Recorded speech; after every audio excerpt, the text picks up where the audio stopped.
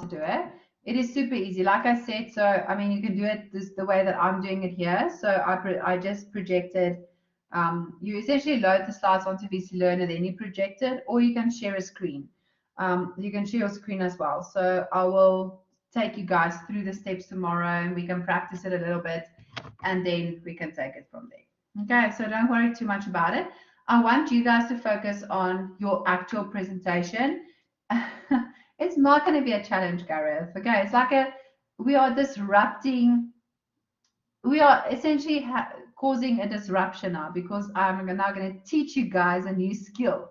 I just finished with the first years about HR management and skills development and all of those. So I'm going to teach you guys a new presentation skill that you guys can use in the future. Okay, so just you guys focus on your presentation, focus on getting everything ready for tomorrow, and then I will focus on making sure that you guys actually know how to present in a CoLab session. Okay, so you guys will be 100% fine.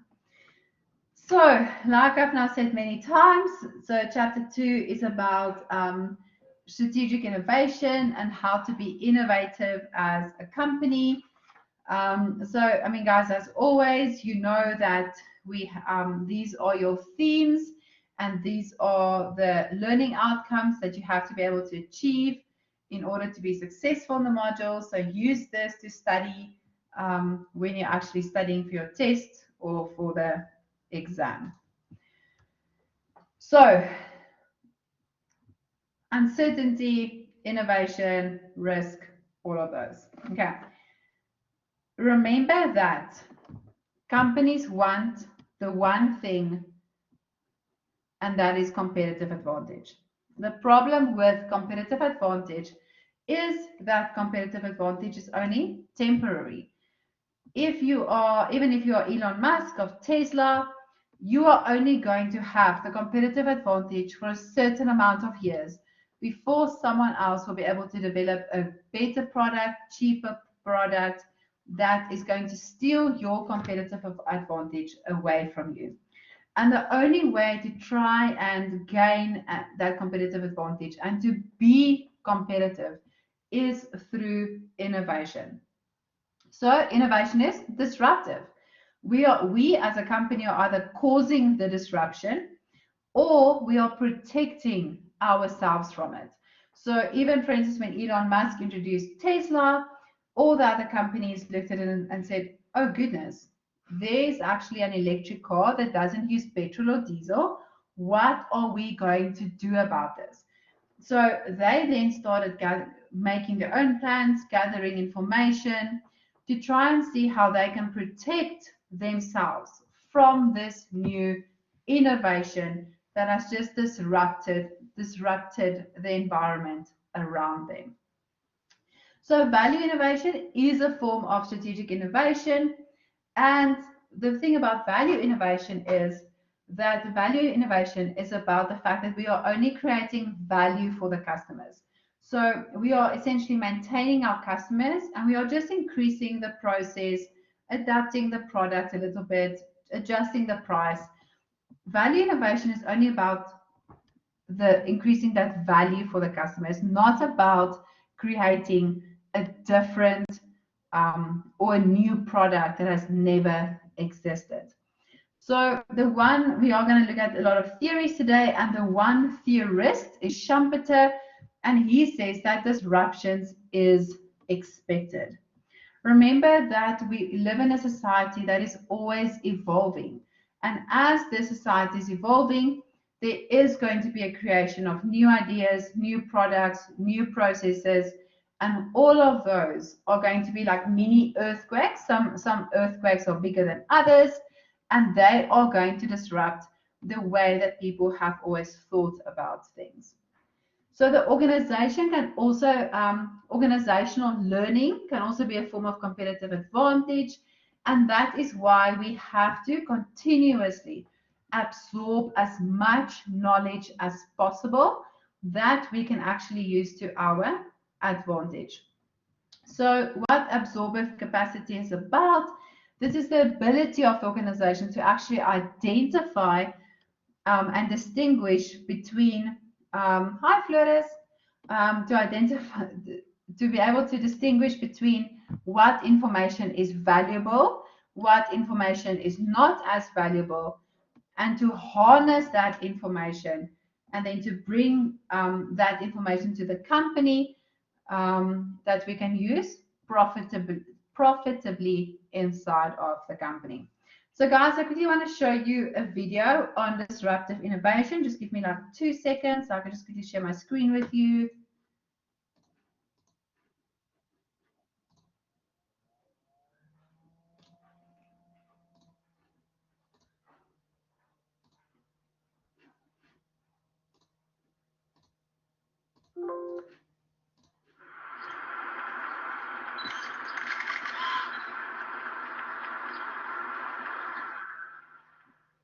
How does a small, young company beat an industry giant on its own turf?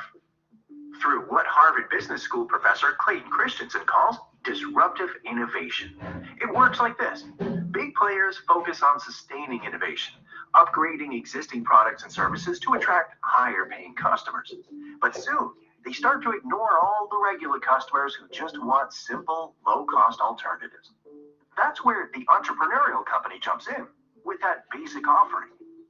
The big guys stay focused on more profitable customers and begin to overserve, adding bells and whistles no one wants to pay for. Meanwhile, the disruptor improves its product to appeal to more people. By the time the incumbent notices, the disruptor has already started to take over the market.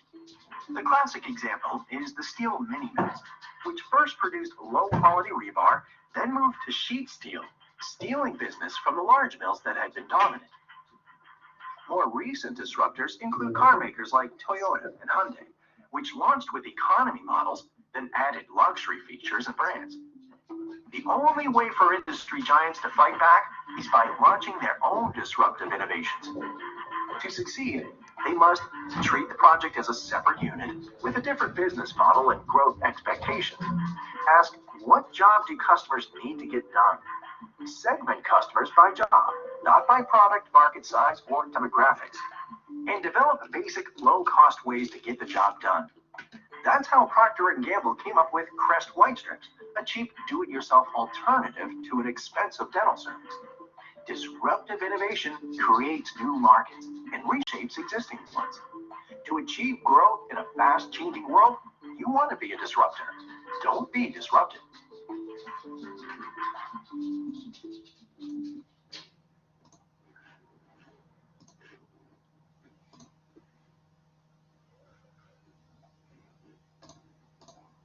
Okay, so you guys, you can see that disruptive innovation is all about tapping into a market that has not previously existed.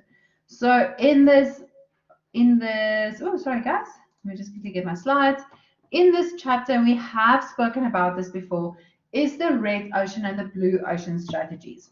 So the red ocean strategy is, for instance, like value innovation. Okay, we are competing in an existing market space. We are fishing in the same sea as all the other competitors. We already have our little group of customers. These are 50 customers, and we are just trying to satisfy some of their needs that might have changed. Okay, we are trying to beat the competition. We are trying to exploit the existing demand that already exists. We are just trying to still make our profit. Okay.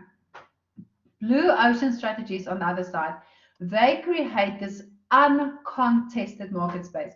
No one has been in this part of the sea. So no one has been fishing in this part of the sea. They make competition irrelevant because they don't have any competition. Think of Tesla, for instance. Tesla at the moment does not have any competition. Yes, there are other companies that are creating electric cars, but what Tesla's trying to do is to create an electric car that is self-drivable and that is also low cost. Okay, that is what other companies are just not able to do. They create and capture new demand. Okay, so they are not only exploiting the existing fishes in the sea, They are creating the new fish, new customers. And then they break the value cost trade-off. So where the red ocean strategy, these companies are saying, oh, we have a product at a lower cost, or we have a product that has more value or is higher quality. A blue ocean strategy breaks the value cost trade-off because this product has never existed before. If you, for instance, think of Tesla, Airbnb, BlackBerry, we are going to have we're going to look at a case study today about Uber as well as Airbnb. And then also, for instance, think of the internet. Think of Google. Before the internet, there wasn't anything like the internet. Imagine a company said, you know what? Yeah, this is just a phase. It will go away. Like, we're not even going to have an email address. People are still going to fax us. We'll just have a landline number. We don't want a cell phone. That company would not have lasted. Okay. That's why you need to being innovative, and that's why we said you are either being the person that's innovative or you are busy protecting yourself against the other companies that are innovative.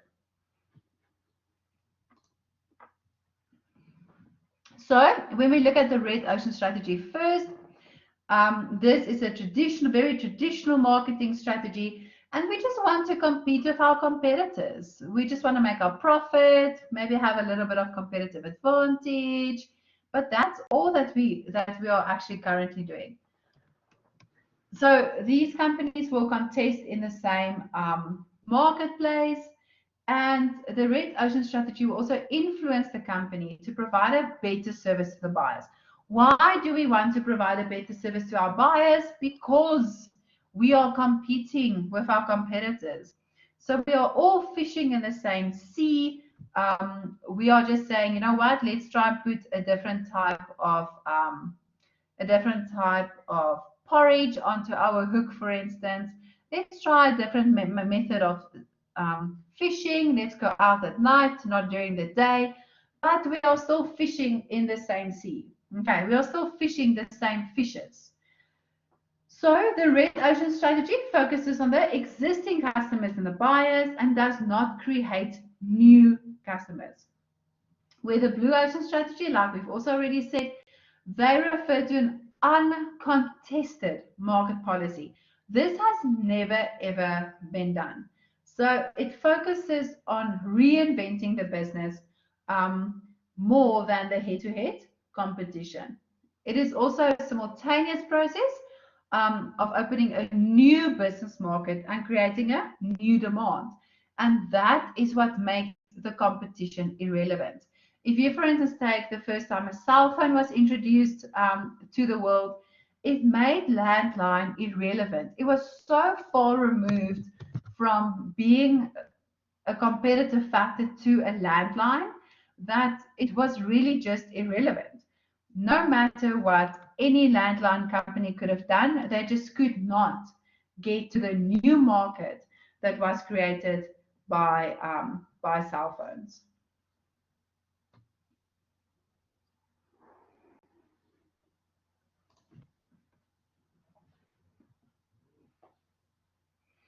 Okay, so guys, when we look at innovation, the first thing that we have to go and determine is what is innovation. So I'm going to show you guys another video, and I've also put some other links here for you as well that you guys are more than welcome to go and watch. That just gives you also more information on innovation. So this is a bit longer of a video. It's about 4 minutes. And it's just a presentation that was done on what innovation is about. But I want you guys to watch the video and to make notes on what innovation is. Before we can even start looking at innovation theories, we first have to go and determine what innovation is actually about.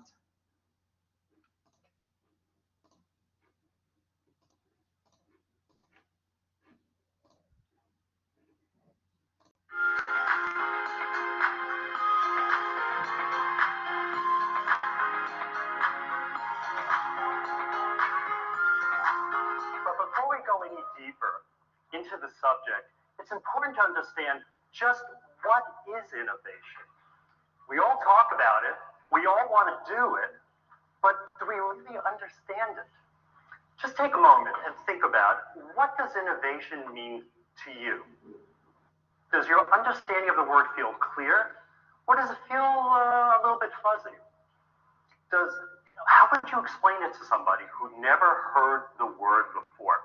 Chances are that every single person in this audience would have their own unique interpretation for the meaning of the word. But maybe we can help provide everyone here with a common reference point.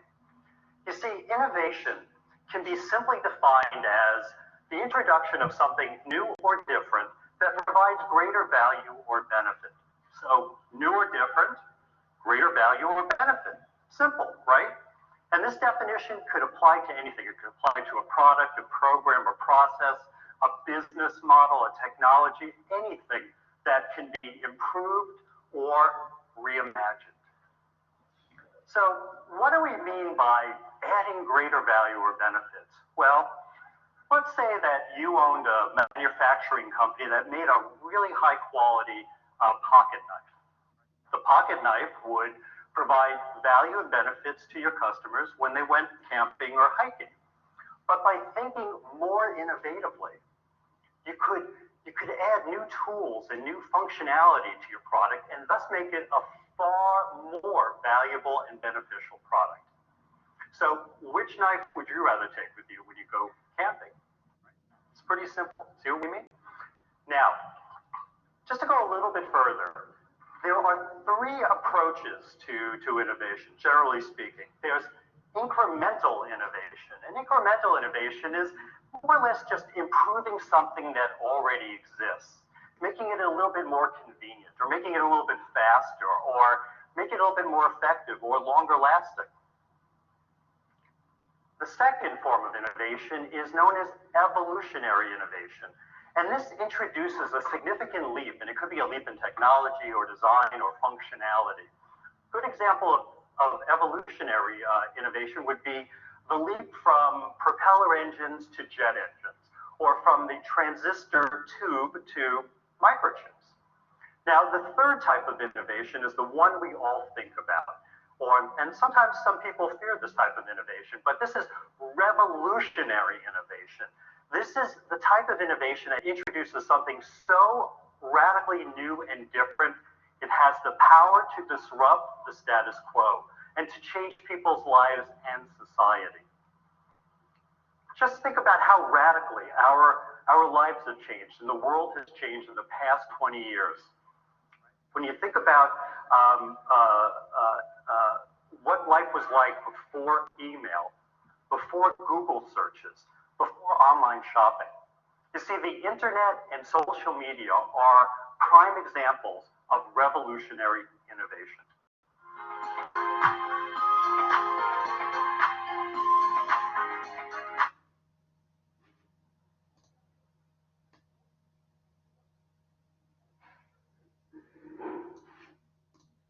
Okay, so guys, I quickly want to chat about this that he showed here, which is the incremental innovation, evolutionary innovation, and then the revolutionary innovation.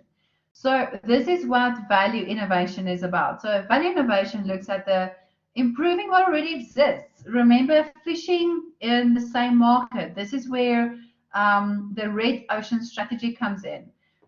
Evolutionary innovation, we're going to speak about it a little bit later, which is the strategic, it can be seen as strategic innovation. So this might be where we change our processes a little bit. We maybe have new forms of technology that we are using in our products, but it's the same product. It is just an upgrade from what we used to offer to our customers. Once again, fishing in the same sea with both incremental and evolutionary innovation.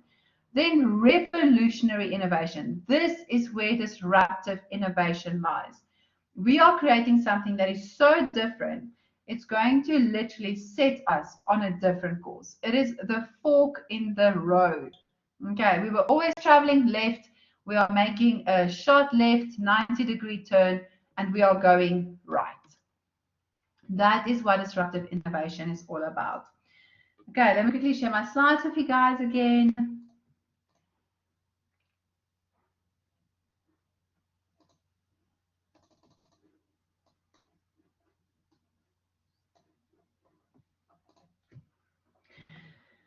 So when we look at innovation opportunities, we need to ensure that our value innovation and disruptive innovation are both managed through strategic innovation. So what strategic innovation is, this is where we change our business management model.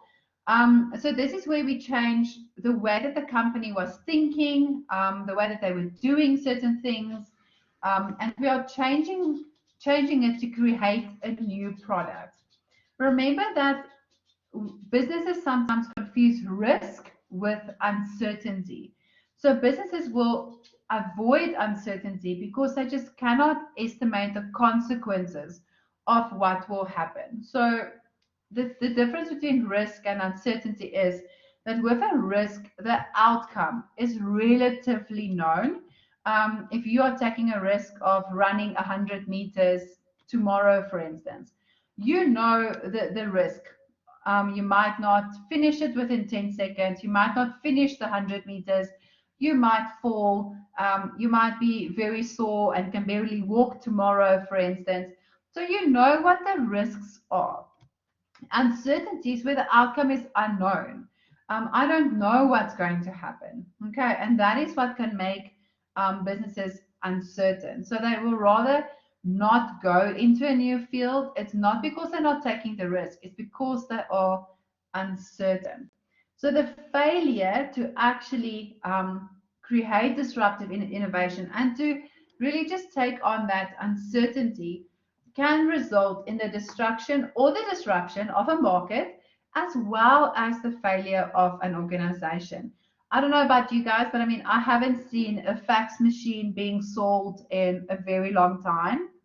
I don't know if any of you guys have been to Incredible Connection over the weekend, but I haven't seen a landline phone at all. So yeah, I don't know about you guys. If anyone can find me a landline phone at Incredible Connection or something, it just doesn't exist anymore, and that has destroyed the market of fax machines and landline phones. So think of all the companies that were manufacturing fax machines and landline phones. They had to go and protect themselves against that disruptive innovation by either closing down, saying, we've done this, thank you so much, goodbye, or saying, what can we do? How can we change our processes, our products? How can we change our thinking and also start competing in this new market? So disruptive innovation creates a new market, and it also changes the way the market industry functions. Okay, think of when electric cars are going to come in. I don't know if I've told you guys, or maybe the first years in first semester, but England has a new law that was not as new anymore. It already happened in first semester. That no more petrol or diesel cars will be allowed on the roads by 2030. So that gives them about 9 years. They already introduced this law last year. So they say that combination cars, the combination between electric and petrol or electric and diesel, will still be allowed, but they are removing all of their diesel and petrol cars. So all those companies that are manufacturing petrol and diesel cars in England are busy worrying and stressing, because what are we going to do? Unless we change, we will not be able to sell our cars in England anymore. So disruptive innovation, it is, like we've said, it is associated with uncertainty. We don't know what's going to happen in the future, but the fact that we don't know should not prevent us to try and create something that is new. So guys, what I want you to do for me, quickly just, sorry guys, just want to tell you more. Okay, 100%. I'm just quickly checking my notes. So guys, what I wanted to do for me, I'll quickly show you. On VC Learn, under more resources, I have created a chapter 9 file that I want you guys to go to. Let me quickly see if I can show you. Okay, so under more resources, lecture slides, and then chapter 9, there's 3 case studies. Ooh, no, that's not going to work. Let me just click out. I'm going to drive you guys insane if I do this. Okay, so under more resources, lecture slides, go to chapter 9, go to chapter 9 case studies. And then there are 3 case studies that are loaded. So it's BlackBerry, disruptive innovation, and then the Uber disruptive innovation case study. I want you guys to read through the last 2 case studies. So the one that says disruptive innovation, a case study of Uber, and then the Uber disruptive innovation case study. I'm going to give you guys 15 minutes to read through both of those case studies. Once again, guys, scan the case studies. The one I think is only like 4 pages or 6 pages. The other one's a little bit longer. But it's a very interesting case study because the one compares Uber to Airbnb, and the other case study is just a case study on Uber and on disruptive innovation. Okay, so I'm going to give you guys 15 minutes to do this. Read through it, and then I want you guys to answer these questions, and we will then discuss these questions when you guys are done. And then after that, we can then take a break.